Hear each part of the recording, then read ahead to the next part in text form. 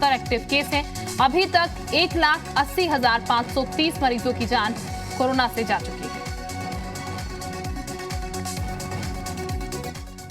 तो मंगलवार के ये आंकड़े जो कि जाहिर तौर पर डरा रहे हैं। 24 घंटे में 1,761 मरीजों की जान गई है कोरोना के कारण। देश में कोरोना के 20,31,977 एक्टिव केस अभी इस वक्त मौजूद हैं। अभी तक 1,80,530 मरीजों की जान गई है। तो 24 घंटे का यह आंकड़ा मंगलवार का 2.5 लाख के पार यह आंकड़ा पहुंच चुका है एक्टिव केसेस का। तो यूपी में पिछले 24 घंटे में कोरोना के 29,754 नए केस आए हैं। पूरे प्रदेश में 24 घंटे में कोरोना से 163 लोगों की मौत हुई। लखनऊ में पिछले 24 घंटे में कोरोना के 5,014 नए केस मिले हैं। लखनऊ में पिछले 24 घंटे में कोरोना से 19 लोगों की मौत हुई है। प्रयागराज में कोरोना के 2,175 नए केस आए हैं। इसके अलावा 13 लोगों की जान गई है। कानपुर में कोरोना के 1,740 नए केस मिले हैं। 28 लोगों की जान गई। इसके अलावा गौतम बुद्ध नगर में कोरोना के 640 नए केस, 8 लोगों की मौत हुई है।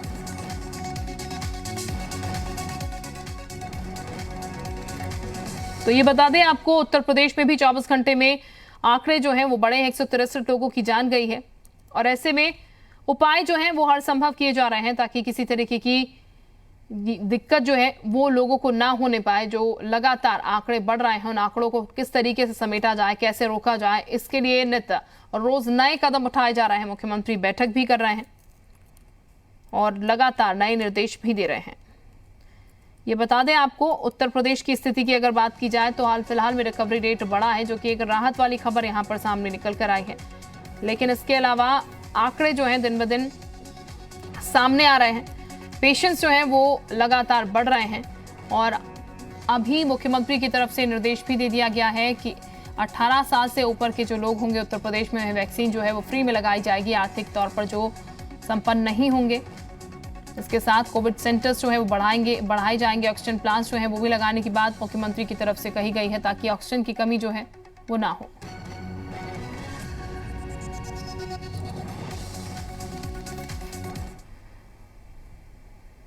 वहीं उत्तराखंड में पिछले 24 घंटे में कोरोना के 3,012 नए केस मिले हैं। प्रदेश में पिछले 24 घंटे में कोरोना से 27 लोगों की मौत हो गई है। उत्तराखंड में इस वक्त कोरोना के 21,014 एक्टिव केस है। 30,618 सैंपल की रिपोर्ट आना बाकी है। देहरादून में 999, हरिद्वार में कोरोना के 796 नए केस मिले हैं। उधर नैनीताल में 258, उधम सिंह नगर में 565 नए केस, टिहरी गढ़वाल में 137, अल्मोड़ा में 66 नए केस मिले हैं। पौड़ी जिले में 80, चंपावत में 28 कोरोना के नए केस मिले हैं। वहीं चमोली में कोरोना के 24 नए मामले सामने आए हैं।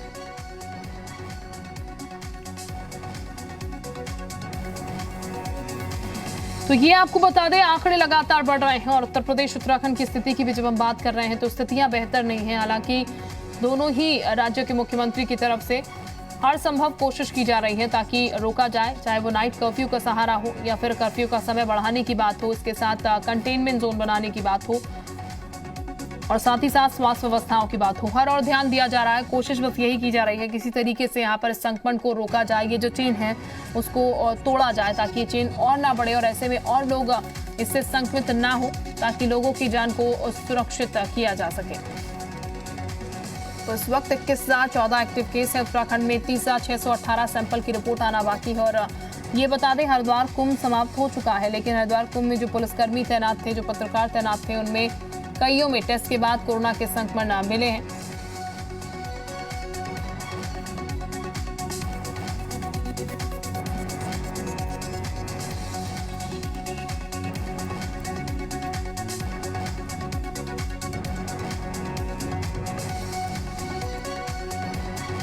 और इस वक्त हमारे साथ तमाम सहयोगी जुड़ चुके हैं। संकल्प हमारे साथ जुड़ चुके हैं, मयंक हमारे साथ हैं, नवीन हमारे साथ हैं, साथ ही साथ मनमीत और कन्हैया भी हमारे साथ जुड़ चुके हैं। सबसे पहले संकल्प का ही रुख कर लेते हैं लखनऊ से।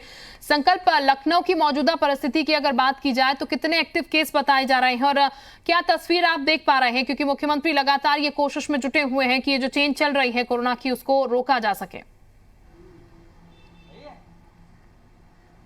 जी बिल्कुल, अगर बात की जाए लखनऊ की तो लगातार पिछले एक हफ्ते से जो आंकड़े आ रहे हैं कहीं ना कहीं 5,000 के ऊपर जिस तरीके से आंकड़े आ रहे हैं, ये बेहद चिंता का विषय है। और लगातार जो है स्वास्थ्य विभाग की तरफ से ये सुनिश्चित कराया जा रहा है कि व्यवस्थाएं पर्याप्त रहें, ऑक्सीजन की कमी ना हो। वैसे में मुख्यमंत्री ने वर्चुअल बैठक में भी कई ऐसे मुद्दों पर चर्चा की, मुख्यमंत्री ने साफ कर दिया है। और सबसे बड़ी बात है कि ये भी आपको बताऊं, एक राहत भरी खबर लखनऊ के लिए है कि मेदांता, सहारा और अपोलो 3 हॉस्पिटल्स को कोविड हॉस्पिटल्स के लिए डेडिकेटेड करने के लिए व्यवस्था शुरू कर दी गई है। तो ये एक राहत भरी खबर है कि लगातार जो मरीजों को बेड ना मिल पाने की शिकायतें आ रही थी राजधानी के अलग अलग इलाकों से, चूंकि राजधानी में मरीजों की संख्या तो है ही लगातार बढ़ती हुई, और सबसे बड़ी एक समस्या ये भी है कि आसपास के जो जिले हैं, बात की जाए बाराबंकी, सीतापुर समेत कई अन्य जिलों के मरीज भी राजधानी में ही इलाज के लिए पहुंचते। तो ऐसे में चिकित्सा विभाग और स्वास्थ्य विभाग के लिए एक बड़ी चुनौती थी। लेकिन फिलहाल ये सुनिश्चित कराने के निर्देश जारी किए गए हैं कि किसी तरह की कालाबाजारी दवाओं को लेकर, इंजेक्शंस को लेकर के बिल्कुल ना हो। इसके लिए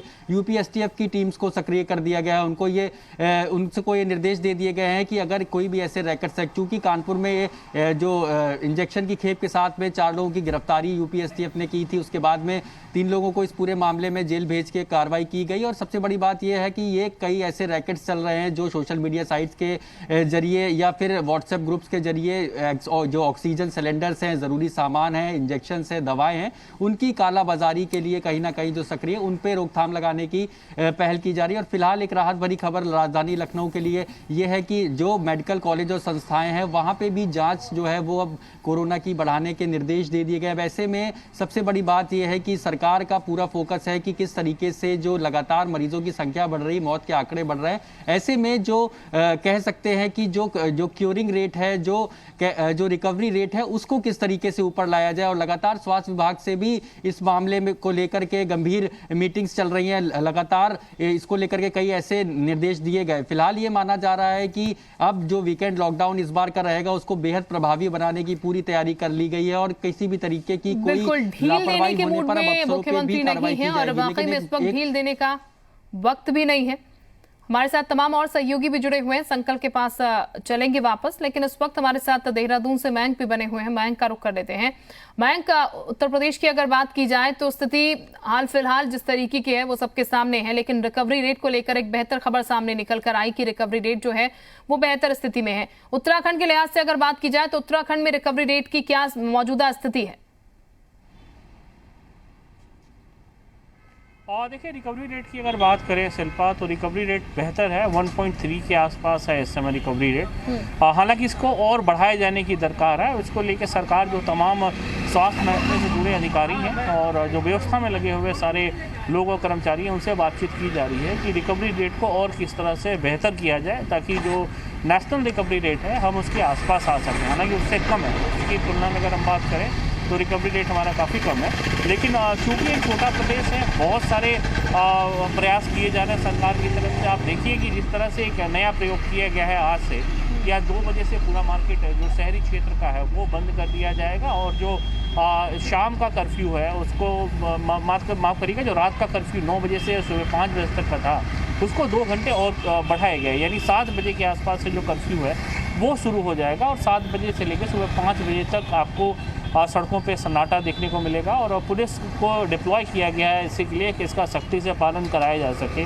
लेकिन जो 2 बजे तक का एक वक्त शहरी क्षेत्रों में रखा गया है, इसके बाद पूरी तरह से मार्केट बंद रखने की जो बात सरकार द्वारा की जा रही है, इसको किस तरह से इम्प्लीमेंट कराया जाएगा, उसका क्या परिणाम देखने को मिलेगा, ये आज स्पष्ट हो जाएगी स्थिति, क्योंकि आज ही से इसे लागू किया गया है।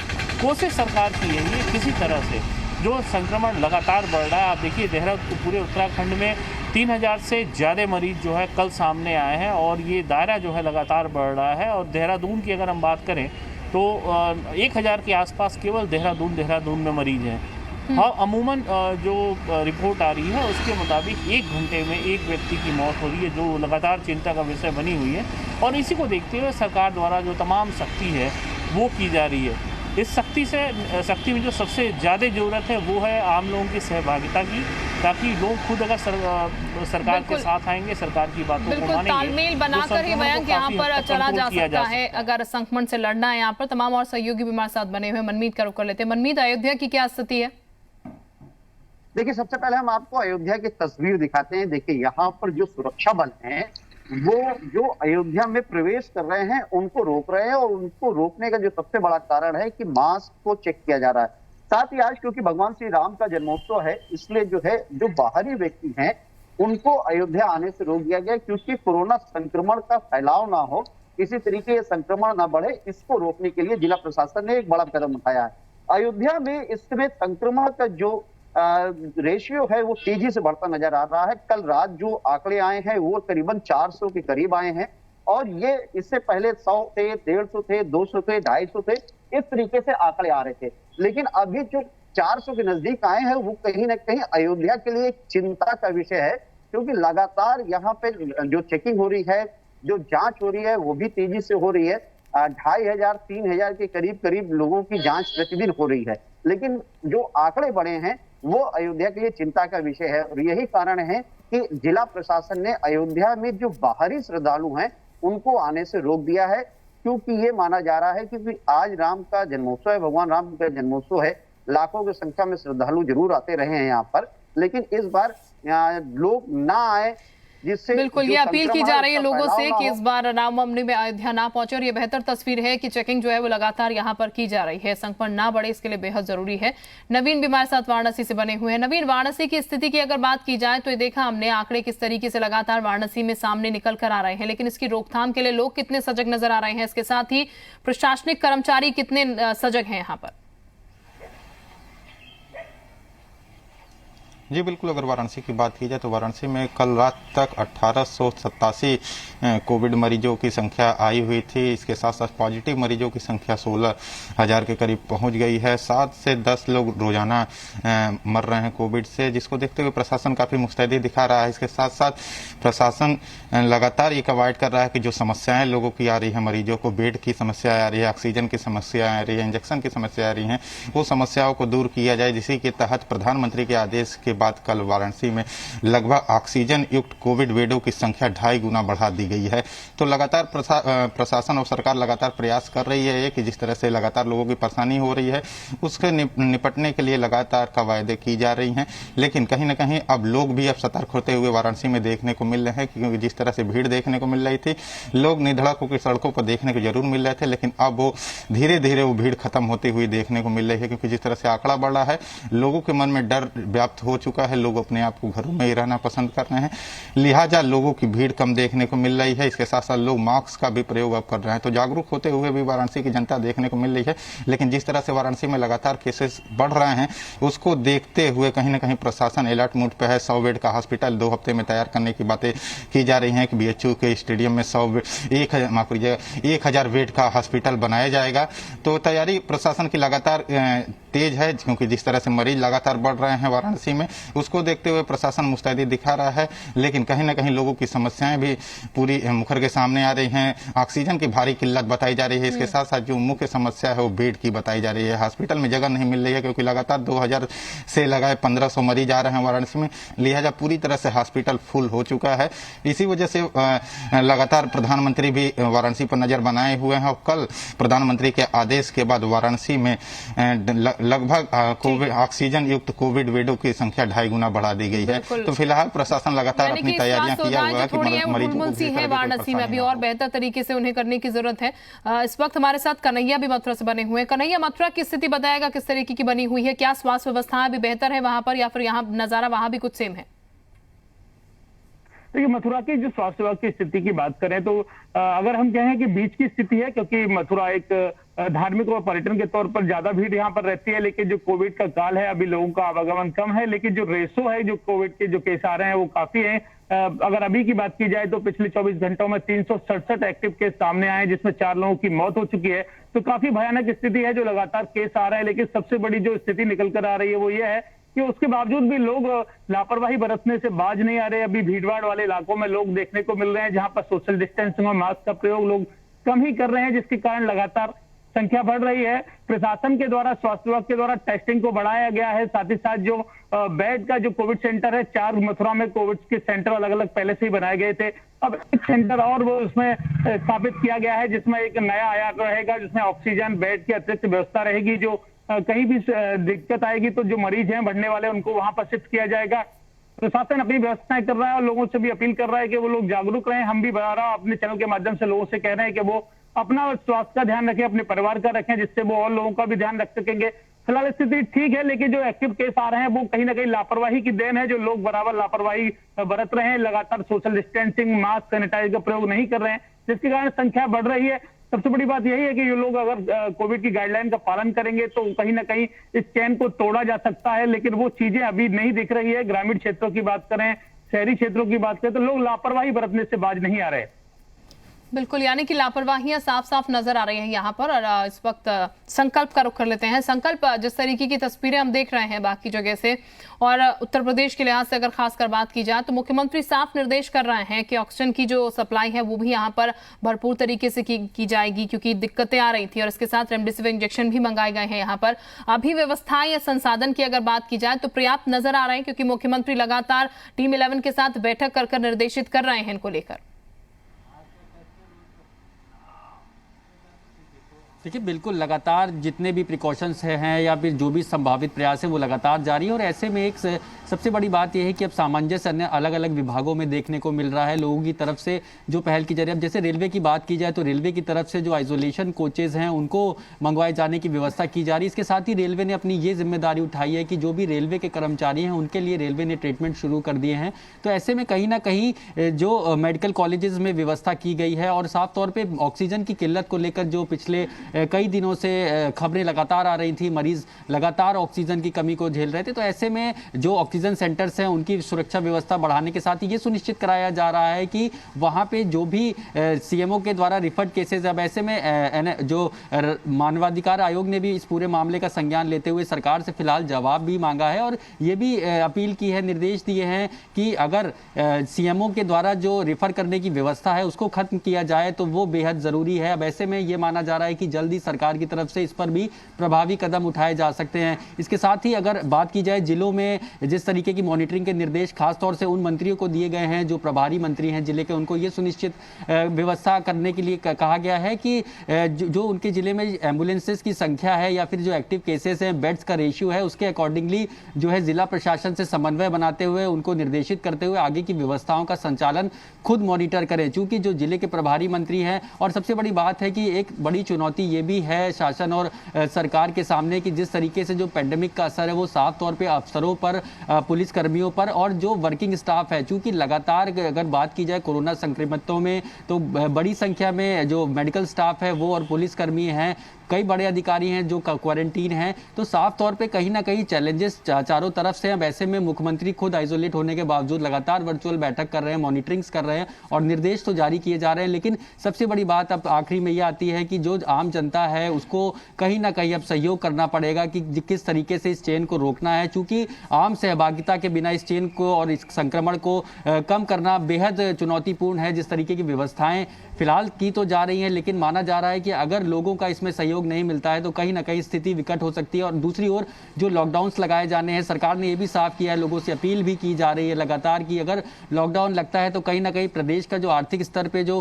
चोट पहुंचेगी तो कहीं ना कहीं जो वो कामगार मजदूर लोग हैं उनके जीवन पे भी प्रभाव आएगा। तो ऐसे में ये सुनिश्चित लोगों को खुद करना होगा कि अब जो सरकार को अगर सहयोग करते हैं और वीकेंड लॉकडाउन अगर 2 दिन लगता है तो उससे चेन को तोड़ा जा सकता है। और सबसे बड़ी बात है कि जरूरत होने पर ही घर से निकले, मास्क का प्रयोग करें, इसके लिए सख्ती भी बढ़ती जा रही है। लेकिन कई अभी भी ऐसे क्षेत्र हैं जहां पे खुलेआम जो है लोग अभी भी गंभीर नहीं है, कोरोना को लेकर बिना मास्क के घर से निकल रहे हैं और कई तरीके की सोशल लोगों की गंभीरता जो है नहीं दिख रही है, इसके चलते केसेस बढ़ रहे हैं। और लोगों को समझना होगा कि अगर सरकार लगातार काम कर रही है तो फिर लोगों को भी सहयोग देना होगा अपनी जिंदगी बचाने के लिए, औरों की जिंदगी बचाने के लिए। बहुत शुक्रिया आपका संकल्प, तमाम जानकारी के लिए।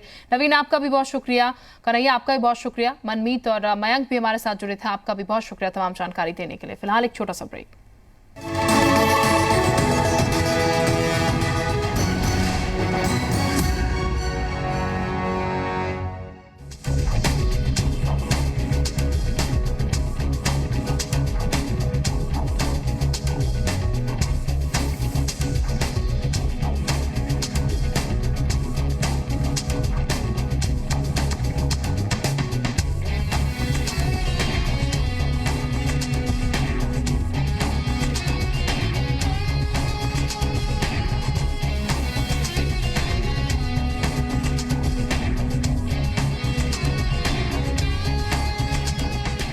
प्रायोजक मेघदूत सिममेग 19, 2 गोली प्रतिदिन, रखे हेल्दी और सुरक्षित हर दिन।